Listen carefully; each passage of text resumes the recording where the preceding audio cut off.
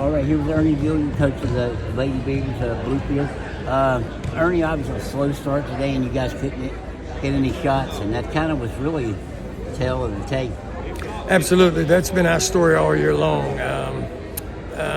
We just haven't been able to make shots. We're getting good shots. We're getting high percentage shots, shots that everybody else seems to be able to make. Unfortunately, our shots don't fall.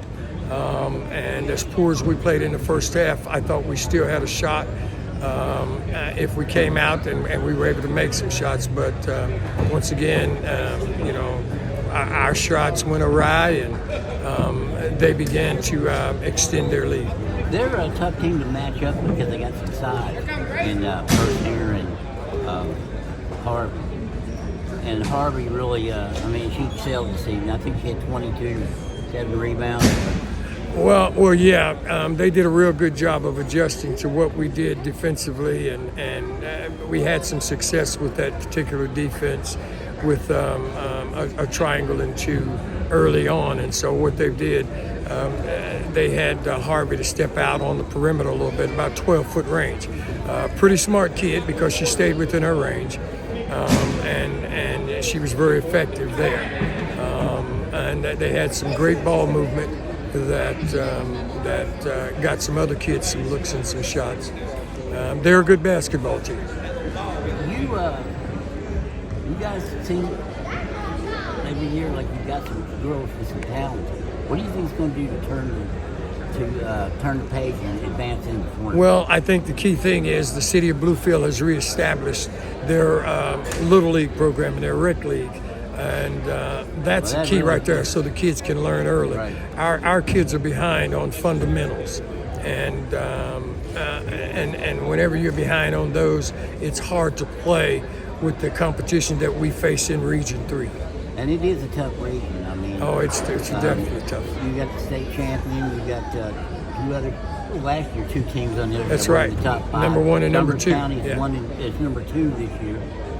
Is it that far? You've seen all these teams play. You played them all. Is the gap that far between Wyoming East and everybody else in the region, as it appears to be when they meet on the court? I can't say that because we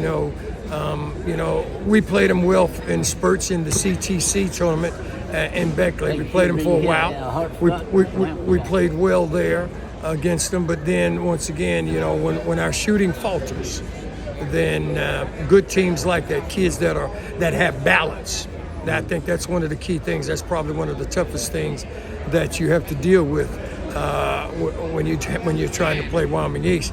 Is they're capable of running in 4 subs at a time. That's got fresh legs, and they give you a different look, and each of them bring a different asset to the game.